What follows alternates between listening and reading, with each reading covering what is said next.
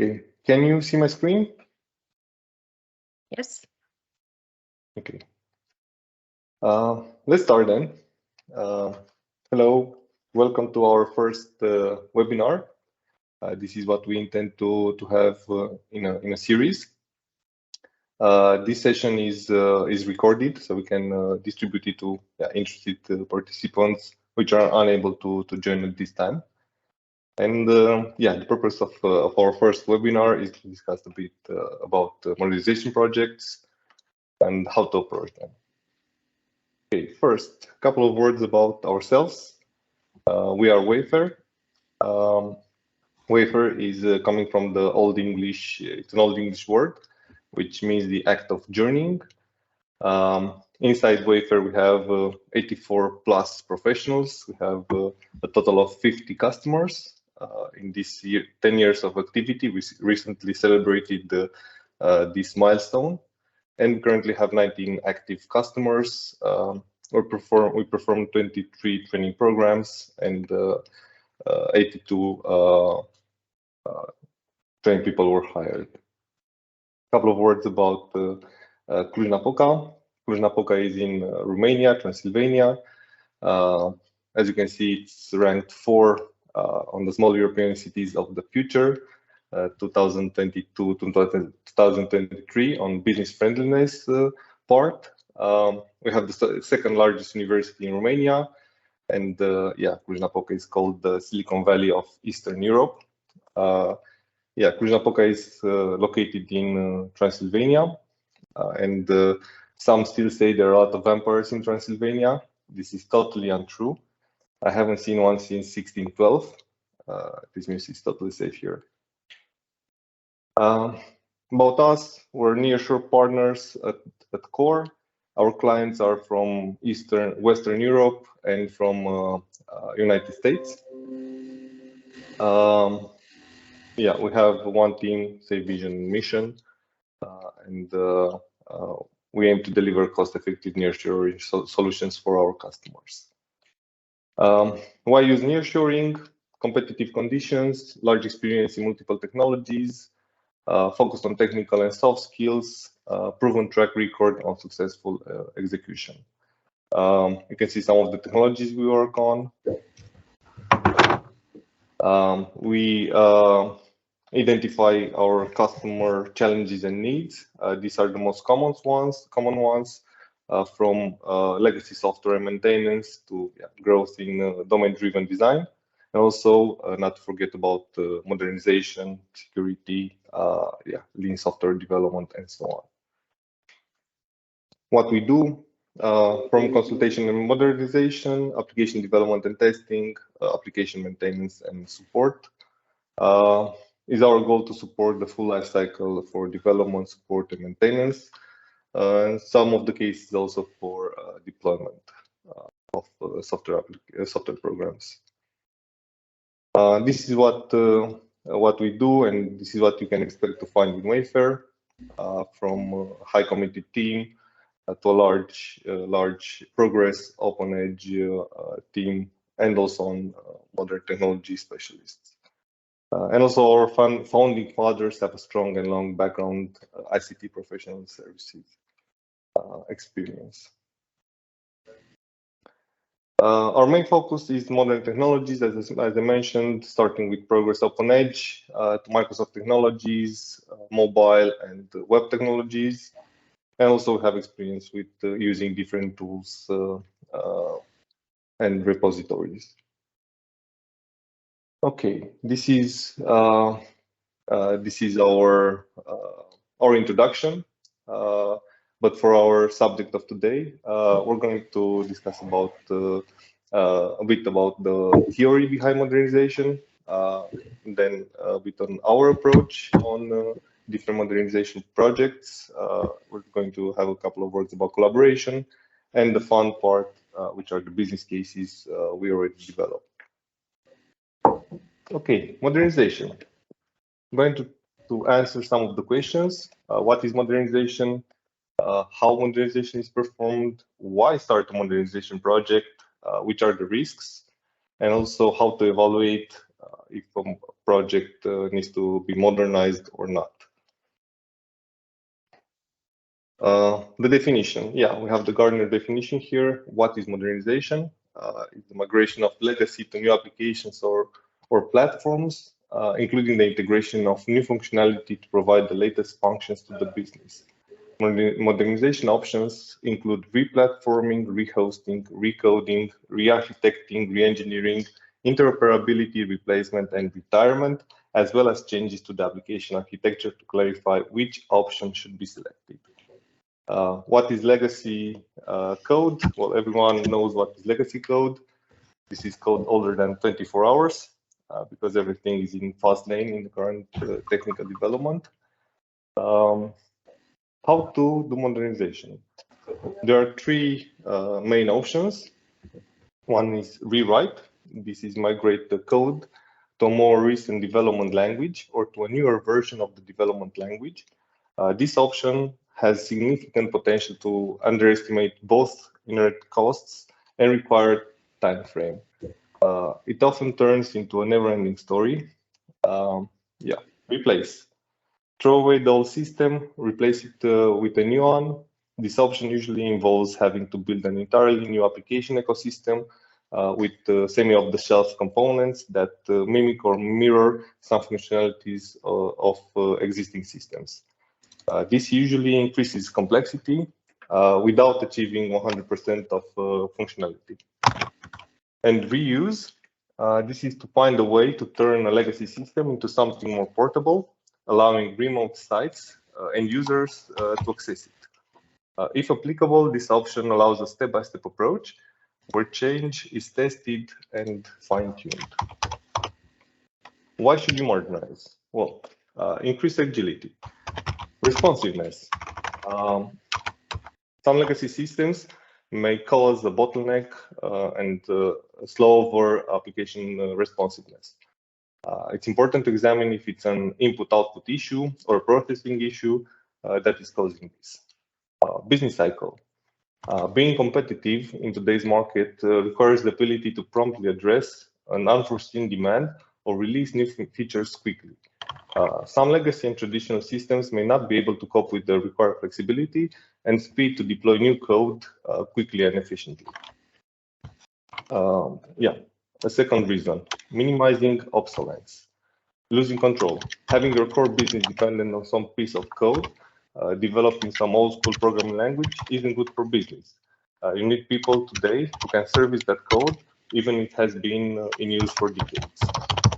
There is no support. Having any type of critical business process running on hardware or operating system that are no longer supported, or even if there is no manufacturer to go to, it's not the position you want to be as a business manager. Missing component, the support infrastructure no longer exists. Some older software was developed having its backup process and policies dependent on either the backup hardware or the logic inherent to some specific backup product or solution.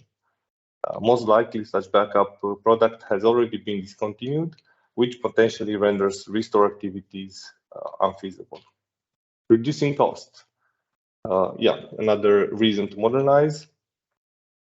If a legacy system is still around, it's probably playing a critical role towards corporate core business. In most cases, replacing it comes with significant cost, both from an investment perspective and an operational perspective. But doing nothing, which may save money in the short term, could increase the risk of unable to work at all for the foreseeable future. And yeah, OPEX, CAPEX, capital expenditures versus operating expenses. Having all systems running may imply investing in discontinued component stock, such as backup tapes, hard drives, RAM memories, or resorting to high-cost contractors that leverage their niche knowledge. Integration, yeah, everything nowadays is about cloud, hybrid, or on-premise data centers. Minimizing non-alignment. One is the law. In some cases, legislation or market regulation may imply the need of migrating an existing software so that it may comply with the newly posed requirements. An example is GDPR and other privacy legislations. This could support modernization. The market, of course, competition is another common compelling reason for modernizing software. Also, the upstart competitors are not weighted down usually by the technical depth, so they can get ahead in the market by having more effective business tools. Risks. Okay, what should you take care of? Focus on business needs and capabilities, not perception. Phrases like fragile or legacy can carry connotations and bias decision makers towards modernization when it is necessary or even beneficial. Audit existing platforms and processes with a focus on misalignments or gaps between business requirements and what the platform deliver. Start with what you've got, not with the assumption that change is necessary.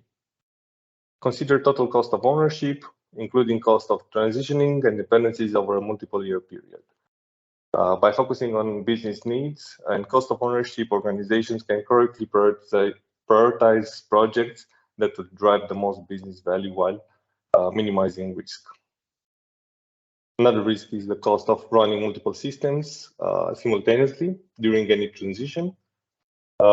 Training costs, you need to have new people in the project, security exposure, and change order costs. What should be evaluated before starting the modernization process? Business fit. Does the new project is aligned with the organizational vision, the market needs, has a competitive strength delivered with the current IT environment? Business value. By investing in new technologies, what added value are you delivering for the short and for the long term? Business agility. This should be a key driving factor for evaluating existing technologies. Cost, of course, OPEX, CAPEX again. Complexity, migrating to new technologies can become exponentially difficult, adding to the cost of transition. Risk, compare the risks and the opportunities associated with new technology investments. These risks can include technical challenges, cost, and soft factors, such as cultural changes, issues, and end user acceptance of new technologies. Okay, that was the not so fun part on the theory, but the next question is how to start. How to start the modernization project. And inside Wayfair, we defined the 4-step approach in starting new project for modernization. It all starts with a discovery phase. This is the first step. This is where we identify the business challenge and needs of the customer. This takes an initial session of roughly 2 hours, and our team defines any need of assessment and the skills needed to perform the assessment from our team. After this, we go into an assessment analysis. Here we can perform 3 sub-steps. We have the business assessment, we have the technical assessment, and a third-party tool analysis. So we can go into a functional project walkthrough, then technical project walkthrough, and then I'm going to investigate the third-party tools, which are dependencies to the project or from the project to these tools. Output of this would be a business document or a technical approach document with the proposed technology stack, or for the third-party tools, pros and cons of using or change them. Okay, pilot execution. Before jumping to the code, we define the major components of the project and identify the list of requirements and the priority. This helps create a board that can be used for the pilot or proof of concept. as a start for the product backlog. Our experience shows that a proof of concept can solve a direct technical challenge, or can be used as a first step in the project startup. And during the pilot, a shippable part of the product can be built. Our experience says that the implementation of a pilot can go from 2 to 4 weeks to 2 to 4 months. It depends a lot on the requirements that need to be implemented, and of course on the complexity of that. After this, we have the evaluation phase. Here, during a 2-4-hour session, we can see which is the development of the proof of concept, which are the deliveries in terms of the product, but also we want to evaluate the collaboration, the team interaction, the process that was put in place, if that resonates for our team and for clients' team. Project kickoff. After our 4-step approach, we can start the actual build of the product. We're using a defined process. Most of the times we recommend Scrum Agile for most of our projects with 2 to 4 week sprint. After each sprint, there should be a shippable increment, and after the project kicks off, we go into a monitoring phase, and we constantly monitor the development and the collaboration. We do this on regular meetings. This can be a once per week session or once per month. Depends on the project development. Because in the end, our aim is to build long-term collaborations and have customers which are working with us since the beginning of Wafer, that is for 10 years. And well, this is what we aim for. Business cases. We're going to start some of our business cases with the retail project.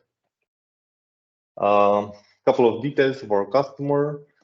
This is a Belgian chain of retail stores specialized in footwear for men, women, and children. It was founded in 1962. That's a bit earlier than my meeting with the vampire. Assets. Wide assortment at the best value for money. More than 200 shops in Belgium. They have a reserve online, pay the cash register system, 3D food scanning, play corner for kids, ample parking if it's needed, of course, professional advice. Business challenge, what they faced. They wanted to go from offline to online. Their whole application was written in Visual Basic 6, and they want to rewrite that application to use in stores. Move from file share to REST web services, have a unified and real-time web application in stores, customer management system, real-time information on stock and article scan, unified customer experience, and yeah, for progress development, migrate from classic app server to PaaS-OE. For a retail company, well, it's very important to provide the same experience regardless of the interaction channel. Also, what we notice is a shift in customer expectations. Well, yeah, 30 years ago, people would go to buy clothes and shoes from the local shop. Now, shopping online is the main go direction. And as a retailer, you need to provide both a good shopping experience together with a competitive price, as a potential client can just switch to a different website in seconds and find a better price maybe. Technology used. Here we use the Progress Pacific suite. We started with OpenEdge 11.3 and migrated throughout the process to OpenEdge 11.7. We used the Progress Role-Base, BPM, and Corticon for rule management, and we had also Progress Mobile, which migrated to Telerik platform and PassAway. Project team. Here we formed a mixed team with 6 developers based in Cluj-Napoca and 4 developers at the client side. We had 1 team lead project manager from Wayfair and a project manager from the client. We used the Scrum methodology. We started with a 2-week sprint and migrated to a 3-week sprint, as this proved a better balance for the team in terms of meetings versus development time. We started with our development team rewriting the project, while the client team was focusing more on the maintenance part. And in time, we switched this to integrating both teams, doing both activities on a regular interval. Accomplished. Yeah, we built a new web application for stores based on the existing business logic and using REST web services and role-based as a chosen platform. We have a new customer database and management system. This is integrated with the store application, time registration, scan of article in the stores using the mobile application, scan of customer ID. This integrated with the customer management system. We have a new POS gateway, the link between POS in the stores and sales management. This was a complete rewrite from the Visual Basic application. The new loyalty program based on cards and loyalty points. We migrated to PassAway from the classical app server. And yeah, we have a rolling support for stores between team members. As I mentioned, we moved from a split team, maintenance and new development, to an integrated team which does all the activities. Some screenshots. This is the old Progress application. This is a desktop application. Yeah, no links with outside world. Yeah, this is how the role-based application looks like. We have the menu in the upper part and some details of the shoes in this case. This is the customer ID scan. All the information is imported via scanning the ID, and the information is pre-filled. This helps the stores to have a better time in adding new customers. Time registration. Being a Belgian customer, inherently we had to build a multi-language support. In this case, Dutch and French. If you're familiar with Corticon, all the work codes from the timesheet were processed per user, per role. Okay, in terms of deployment, we had the continuous integration server. We used Jenkins with PCT and Ant.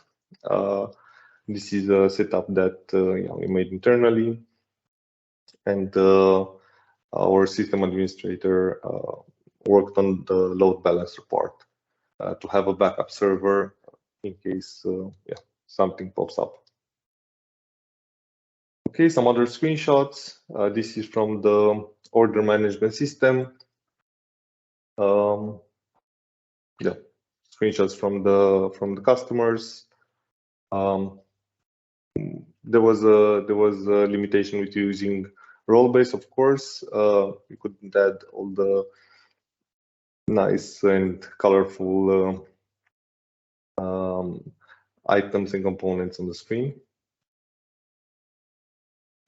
Yeah, this is the customer menu, orders, labels. Yeah, they printed these labels and stick them on the shoe boxes. This is something they were able to do directly from the browser. Okay, next business case, finance project.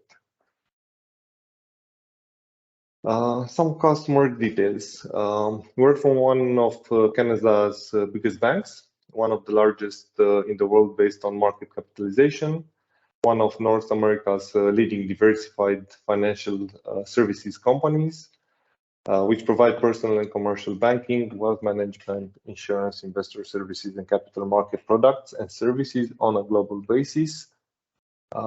81,000 plus full and part-time employees, serving 16 million clients in Canada, US, and 34 countries. Their business challenge was to modernize their UI, supporting company web template. They had an existing web application used by personal investors and by brokers. It was built using WebSpeed, and they want to reuse the OpenEdge backend, migrate from WebSpeed to PassOE. Also, they want to unify experience between different applications in the same group, create a company-specific look and feel using white labeling, and the application should be used by both internal and external users. The technologies we used for this project were based on OpenEdge. In this case, it was OpenEdge 11.7 with PassOE. For components, we used Kendo UI components and Kendo UI Builder, and as programming language TypeScript and Angular. Project team. Here we had the two team members with knowledge in OpenEdge and Kendo UI. We used the Kanban methodology. The backend services were provided by the Luxembourg team, and the integration and deployment done by the Wafer team. Accomplished. Developed the first version of the application in just 3 months. We had the team in the lead for using the development tools. We built a web interface using Kendo UI Builder and user authentication authorization with client principal. This is a progress-based type of authentication authorization. And we had a performance improvement by rebuilding parts of the backend services. We created a new layer for the service interface part, which was on top of the existing backend. This is one screenshot from the previous application, and these are some screenshots from the new application. We wanted the white labeling and the similar look and feel. Okay, sports club management. Yeah, there are some teams where we propose this as daily stand-up position. There are some studies have shown a great reduction in meetings time. Customer details. This is a US-based customer founded in 2009. Their software helps fitness businesses realize their potential, just as they help their members realize their fitness goals.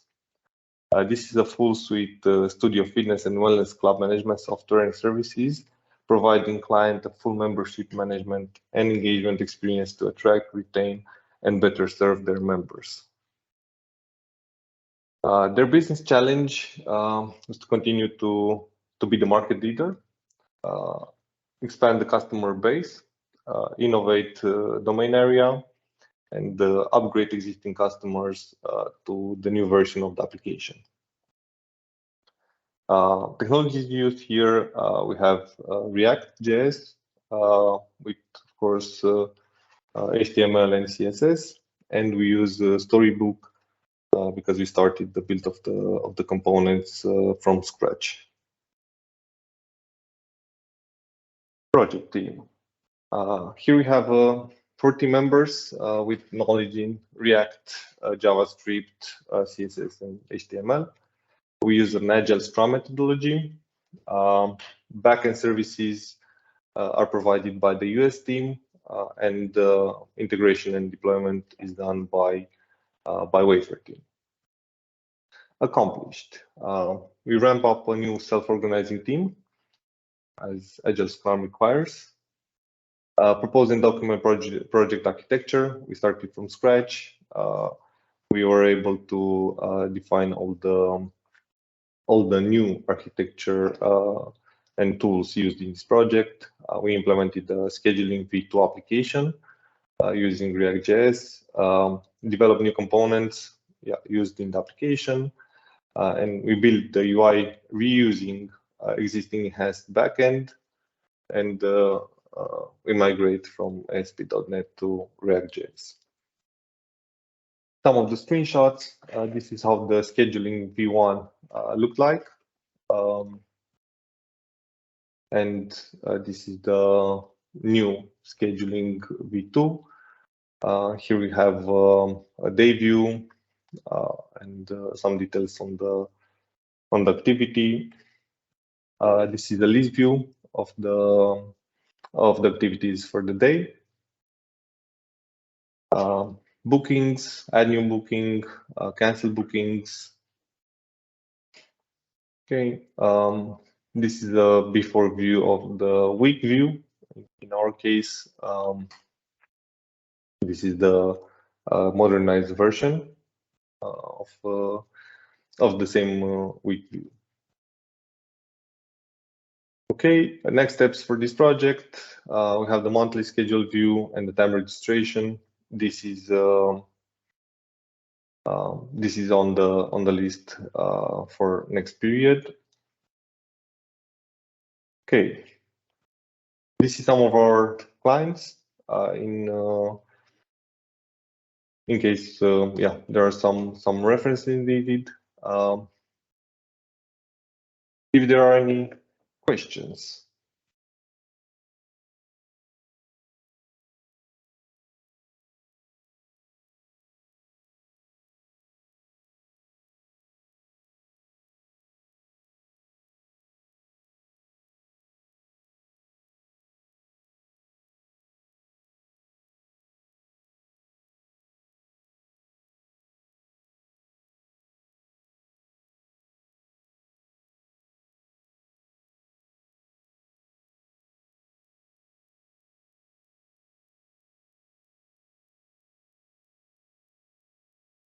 I guess if there are no other questions, thank you very much for the time, and we'll keep in contact on our website or on any of the addresses on the slide sheet, LinkedIn or Facebook.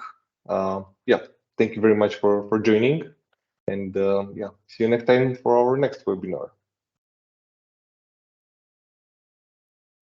Bye-bye. Bye-bye. Bye-bye. Bye-bye. Bye. Yep.